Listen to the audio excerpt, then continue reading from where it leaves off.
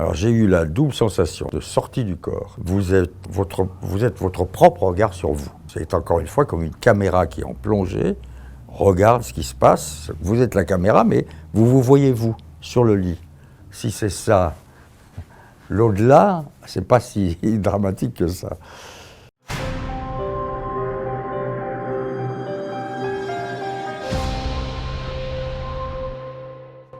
Moi, je crois qu'il faut absolument, enfin moi personnellement, je pense qu'il ne faut absolument pas employer le mot réel ou réalité quand on vit quelque chose comme ça. C'est quoi le réel? Le réel, c'est que là, je suis assis sur un fauteuil et j'ai un pantalon de velours. Ça, c'est du réel. Mais partir, votre âme, votre esprit, votre conscience, votre inconscience, qui s'en va vers des surfaces comme ça, un peu éthérées, il ne faut pas employer le mot réel. Ça n'a rien à voir avec la réalité. Rien. C'est de l'ordre de l'abstraction. Une abstraction, encore une fois, plutôt agréable. Ce qui a pu modifier, ça m'est arrivé, j'avais déjà à peu près, j'étais au milieu de la cinquantaine, ce qui modifie, Pascal parlait du bon usage des maladies. C'est quand vous sortez d'un ensemble d'une expérience, parce qu'il y a beaucoup de moments, il y a beaucoup d'instants, il y a des étapes. Vous avez une réflexion plus sérieuse sur la vie, bien sûr, sur le retour à la vie, donc vous considérez que c'est un miracle, et qu'il vaut mieux le vivre comme ça. Une réflexion sur vous-même, par rapport aux autres, c'est-à-dire moi, ça m'a permis de réfléchir à ce que j'avais fait de bien ou pas bien. Donc, une meilleure capacité de relativiser, de mieux comprendre la douleur des autres, puisque vous vous dites aussi, mais tu as vécu une douleur, mais ça n'est rien par rapport à d'autres maladies plus longues, plus graves, toute cette humanité qui souffre. Donc, puisque tu es plus conscient de ça aujourd'hui, ayant souffert, normalement, tu dois pouvoir avoir un regard plus altruiste. Donc, la maladie, l'extrême expérience de ces maladies-là, de ces passages en réa, selon moi, en tout cas moi, m'ont apporté sans doute une meilleure écoute et une meilleure attention aux autres. Ça n'a pas changé. Chasser le naturel et revient au galop. J'ai gardé les mêmes qualités, si j'en ai, les mêmes défauts. J'étais plus un gamin. Je n'étais pas un gamin.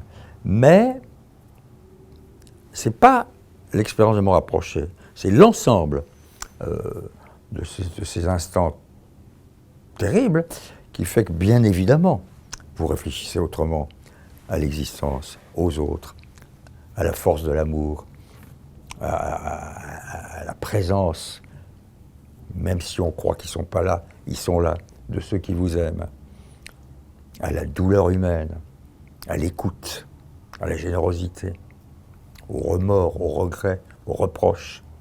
Donc réflexion sur soi. Il faut d'abord essayer de comprendre, j'ai essayé un peu, pourquoi cette expérience-là. Est-ce que si on est complètement rationaliste, concret, il faut l'attribuer à l'effet des produits qui m'ont été distribués et qui ont transformé mon inconscient, équivalent de ce qu'on appelait autrefois un trip, un voyage. Donc est-ce que c'est le produit, l'anesthésie elle-même qui vous fait plonger dans des profondeurs ou des hauteurs inconnues jusqu'ici, puisque je n'ai pas été anesthésié tous les 8 jours.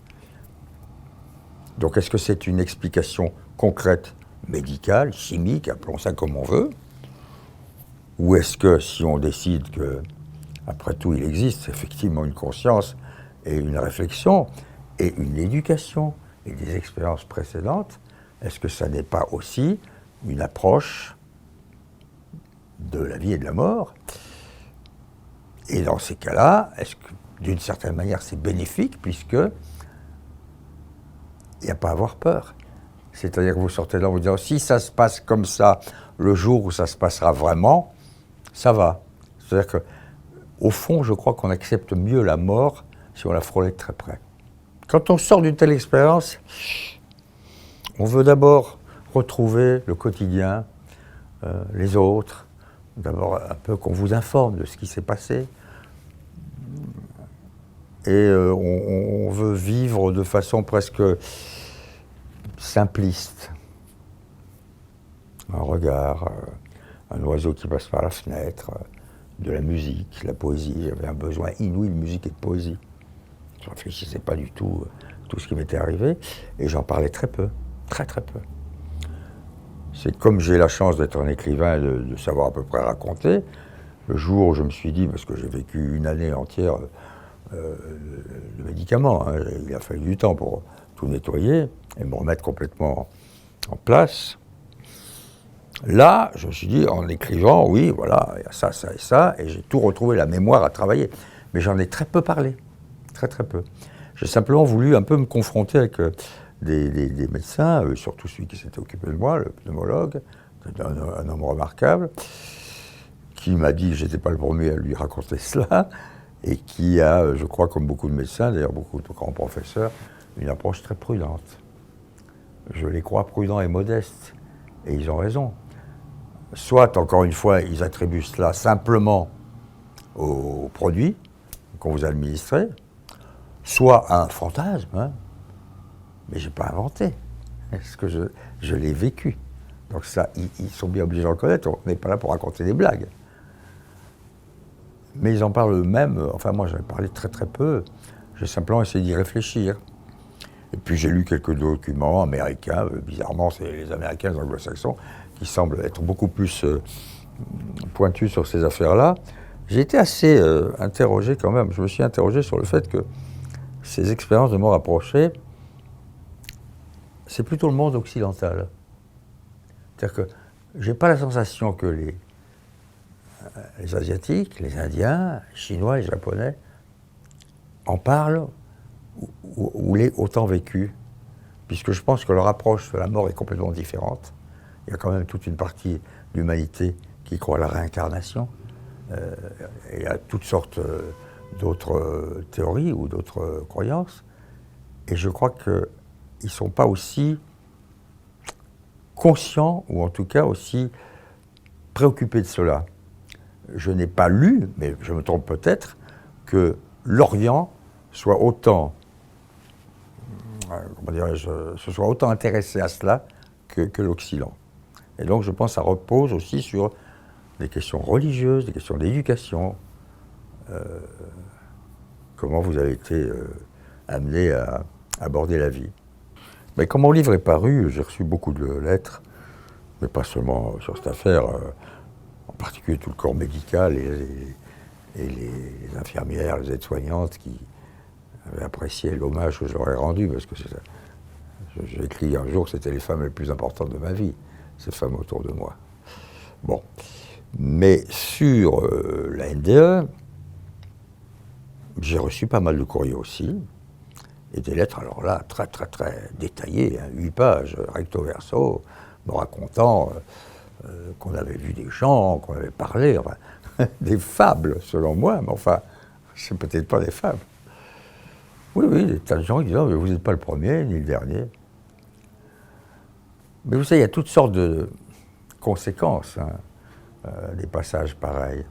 Parce que moi, 5 ans après ce passage à l'hôpital, et donc ce frôlement de la mort, et cette douleur physique et psychique, je tombe en dépression nerveuse. C'est pour d'autres raisons, raisons situationnelles. On va pas revenir là-dessus, c'est pas le sujet aujourd'hui. Mais j'ai interrogé beaucoup de médecins, et quelques-uns m'ont dit ce que vous avez vécu, votre dépression, 5 ans plus tard, n'est peut-être que la conséquence de ce qui s'était passé à l'hôpital.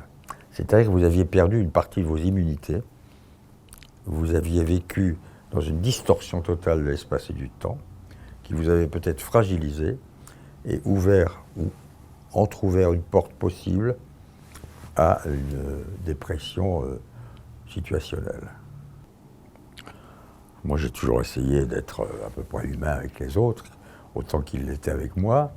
Le passage, le frôlement, j'appelle ça le frôlement de la mort, hein, et le petit tunnel blanc, ou le grand tunnel blanc, selon ce qu'on veut en retenir, vous donne encore une fois une obligation de plus de générosité, d'écoute et d'attention aux autres. Il n'y a rien à faire. Parce que ça vous pousse à réfléchir à la vanité de tout, la précarité des choses, et en même temps, l'extraordinaire et singulière chose qui s'appelle la vie.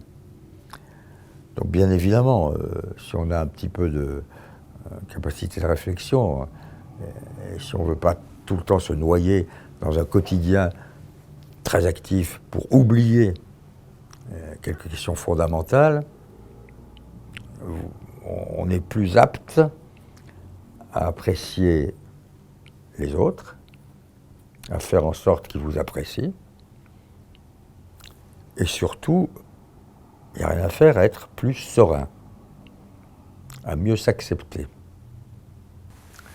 J'ai retrouvé exactement tous mes fantasmes, tous mes tropismes, toutes mes habitudes, mes envies de faire, de créer, d'écrire.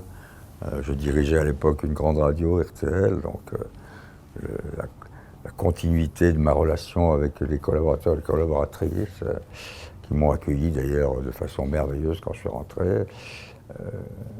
J'ai repris exactement toutes mes erreurs et sans doute peut-être toutes mes non-erreurs. Ça n'a pas changé mon appétit de vivre et de faire et de créer et la curiosité permanente que j'ai toujours eue sur tout et tout le monde et qui a fait que je suis un journaliste, un écrivain, parce que la curiosité est la base, je crois, de nos activités. Mais il n'y a rien à faire, bien évidemment. J'ai approfondi mon regard sur les autres et sur la vie, et donc j'ai sans doute un peu plus modéré et tempéré cette énergie éclectique qui a toujours été la mienne. Mais c'est pas pour ça que je me suis retiré dans une cabane auprès de la mer à regarder les horizons. Bon.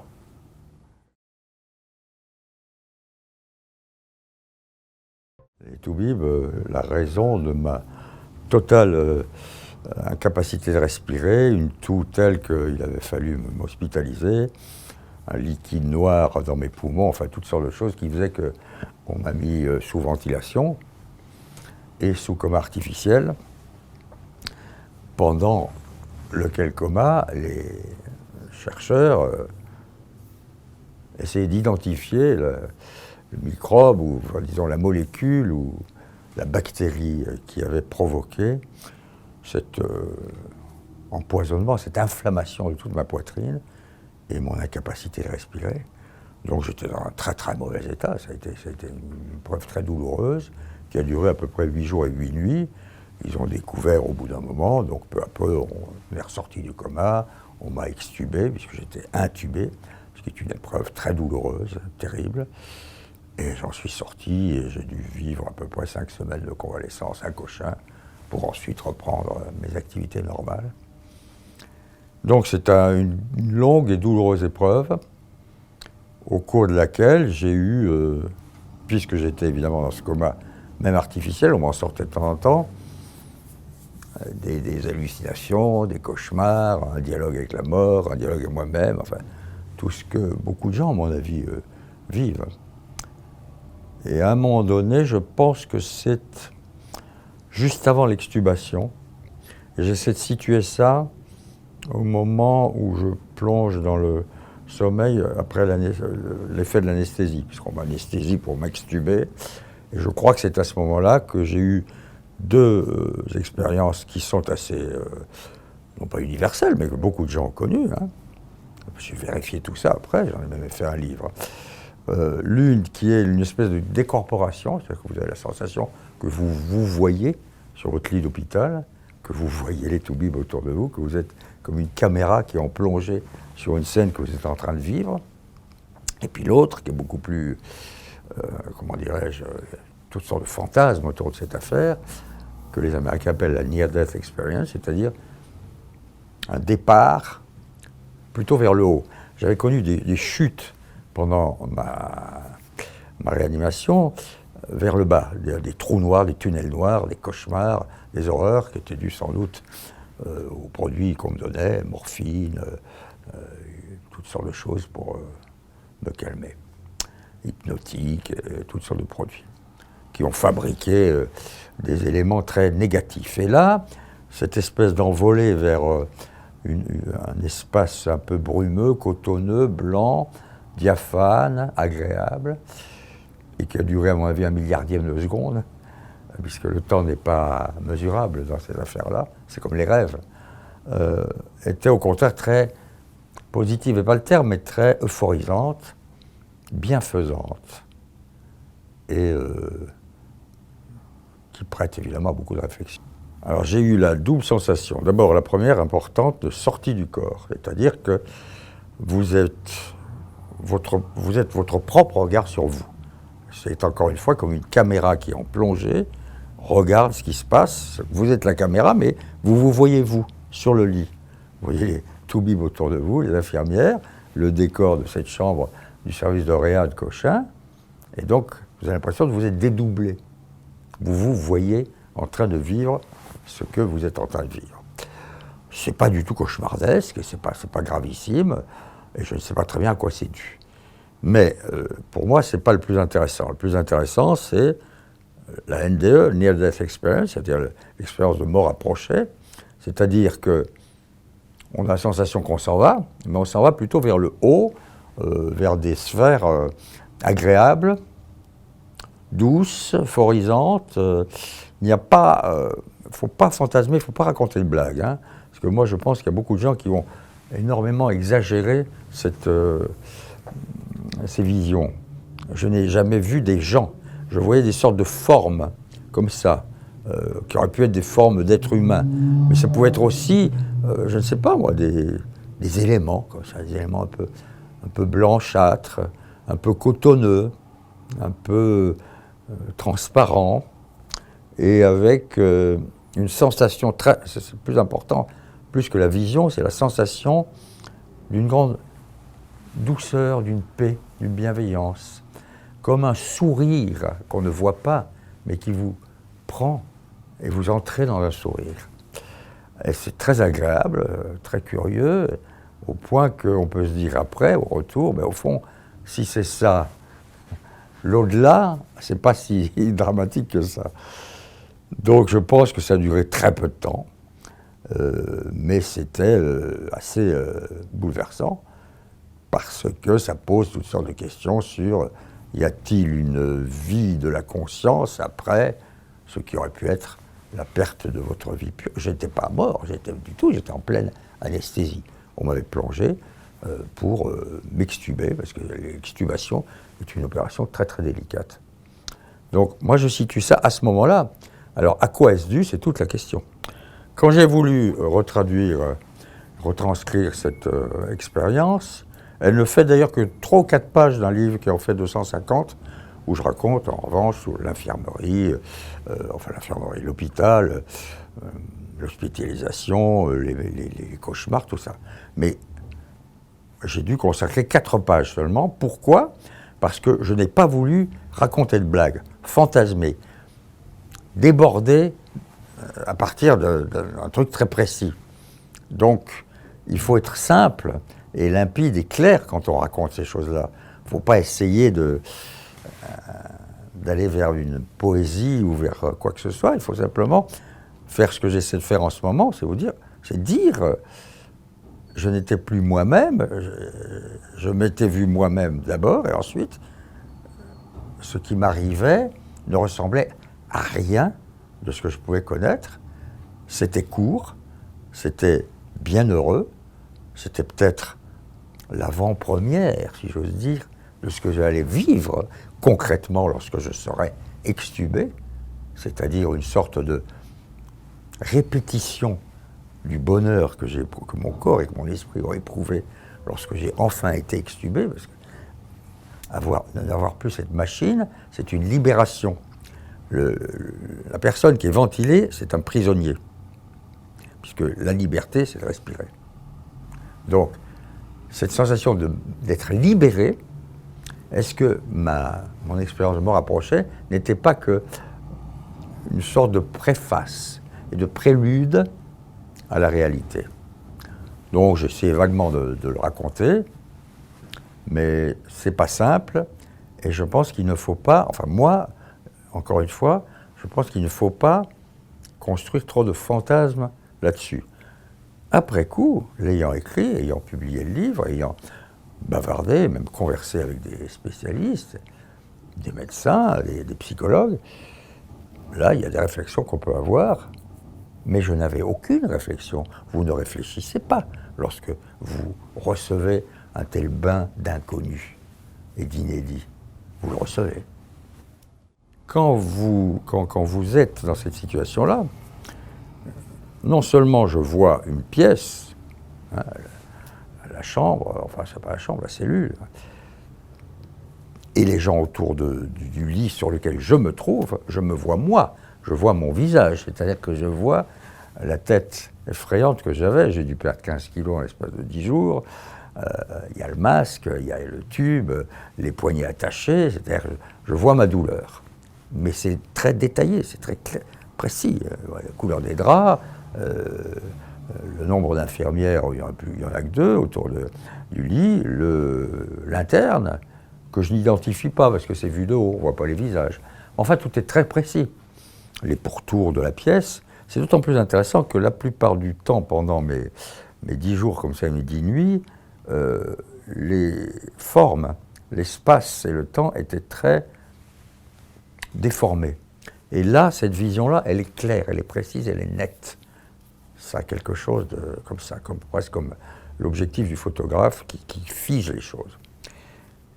Et à partir de là, il y a le départ vers le haut, vers le tunnel, on peut appeler ça un tunnel, on peut appeler ça une élévation, vers du blanc, du coton, de l'agréable, de l'euphorie, la bienveillance surtout. On a l'impression qu'on est reçu par on ne sait quel univers, on ne sait quel environnement, avec un accueil avec amour.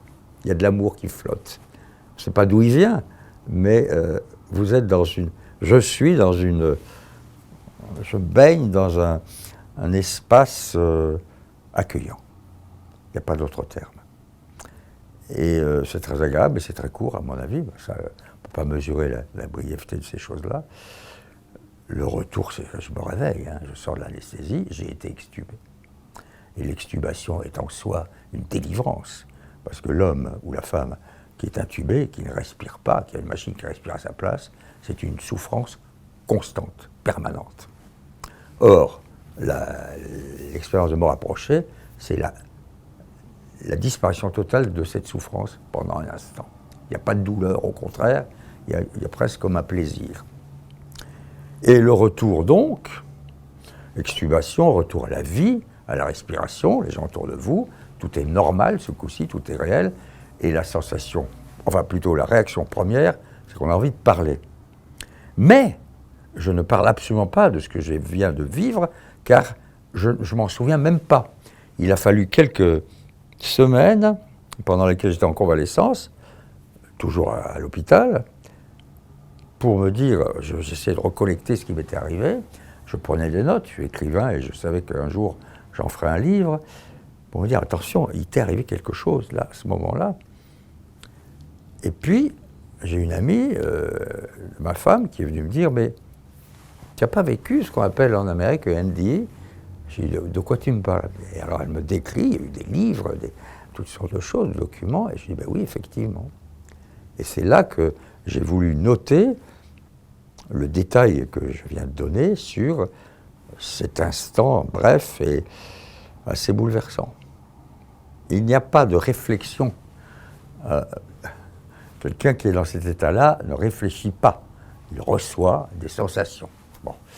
Et c'est une grande première, si j'ose dire. Je n'ai jamais vécu, et pour cause, ce moment-là. Je n'avais jamais vu ces formes, encore que je les assimile facilement, je vous dis, à une sorte, c'est presque un peu comme des fantômes, hein, des choses qui se baladent.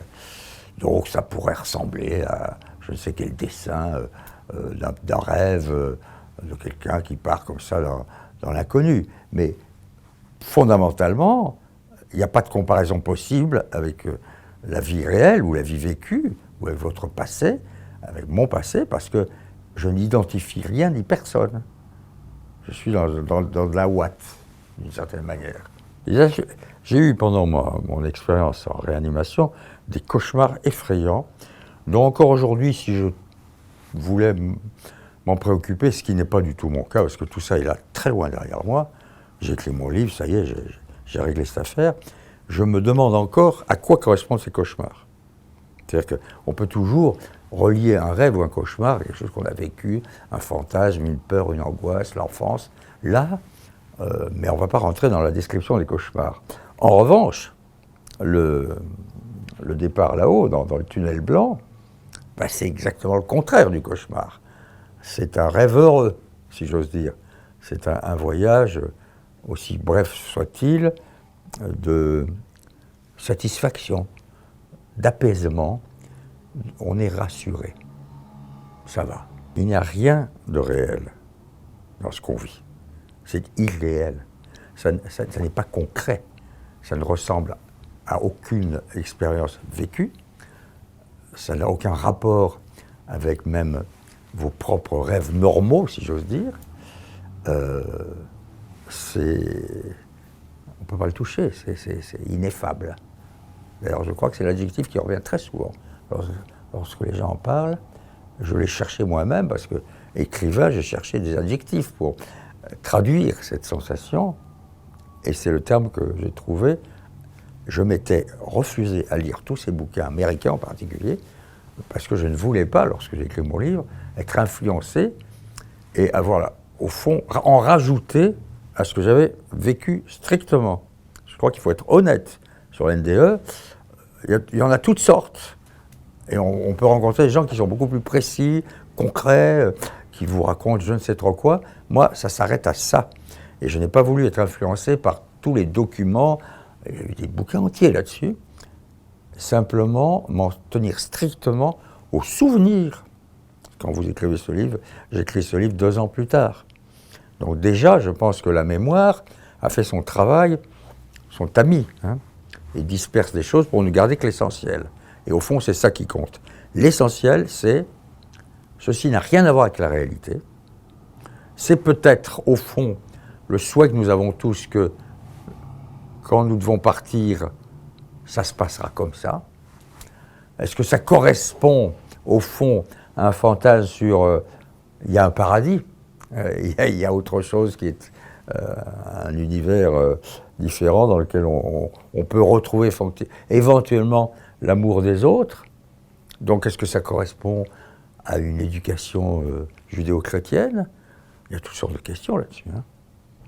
Je n'ai fait aucun rapport entre ma décorporation et la réalité. C'est-à-dire que je voyais donc le visage ou les silhouettes de ces infirmières et de ce toubib, et ils correspondaient à ceux qu'ensuite, lorsque j'ai été extubé, que je suis revenu à la réalité, aux mêmes personnes. J'ai reconnu dans la réalité ceux et celles que j'avais vus dans ma décorporation.